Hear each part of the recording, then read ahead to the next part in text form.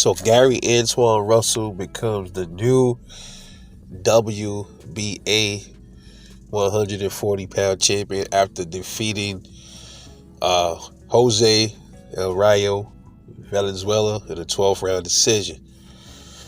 Boy, that belt, that WBA belt at 140, boy, that thing has been passed around more than a drunk hooker on the corner, man. First, you had Rolly fighting Barroso for the belt.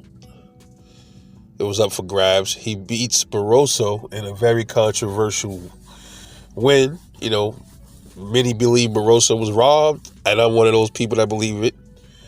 And then Rolly ends up getting knocked out by Isaac Cruz. Isaac Cruz takes the belt from Rolly. Then Isaac Cruz gets pieced up and outboxed by Rayo, and now Gary Antuanne Russell obtains his first championship belt, snatching the belt from El Rayo. Interesting. A lot of us thought he was going to knock out Rayo, and I'm one included.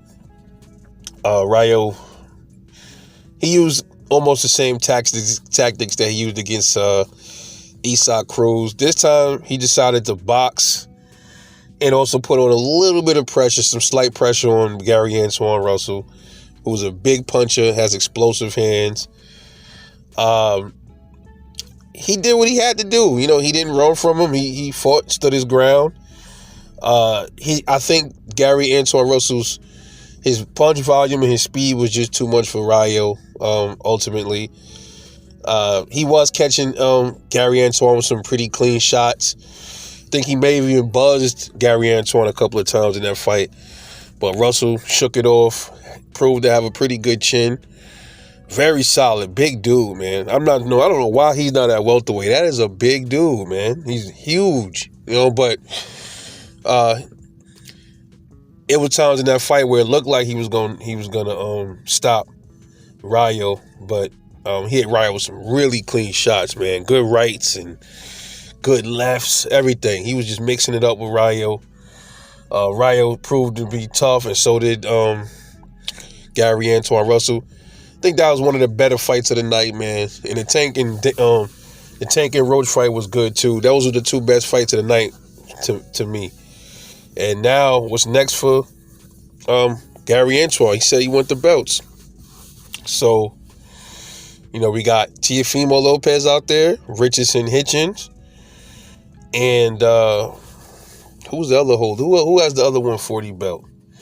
Richardson Hitchens. Oh, and Puello. Okay, Puello is the guy that beat Gary Antuanne Russell before this fight with Rayo. So now Puello, he ends up now he has the real strap after him and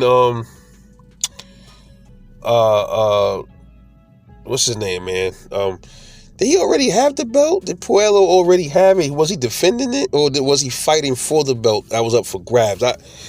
It's so much stuff to keep up with this boxing stuff, man. But yeah, he was fighting Sandor Martin, who just seems to not have the luck when it comes to these fights. It's always a close fight, and whenever it's close, he never wins, man. Damn.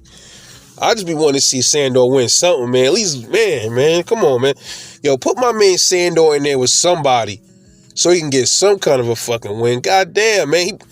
He deserved it, man. I mean, he put on a good show, a questionable, a controversial win, a loss to Teofimo Lopez. Like, come on, man. Like, he's better than that, you know? But, yeah, shout out to Gary Antuanne, man. So, he got to get through Puello, Richardson Hitchens, and Teofimo, man. Those are the current other belt holders at 140. Maybe I'll make a separate video on how he does against those three dudes, you know. But shout out to Gary Antuanne and the Russell family. Got you another champion.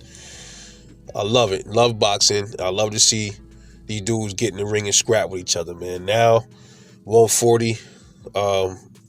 We should be seeing a unification soon, man. Let's get it. Anyway, it's Rebel Life Boxing. Let me know what you think.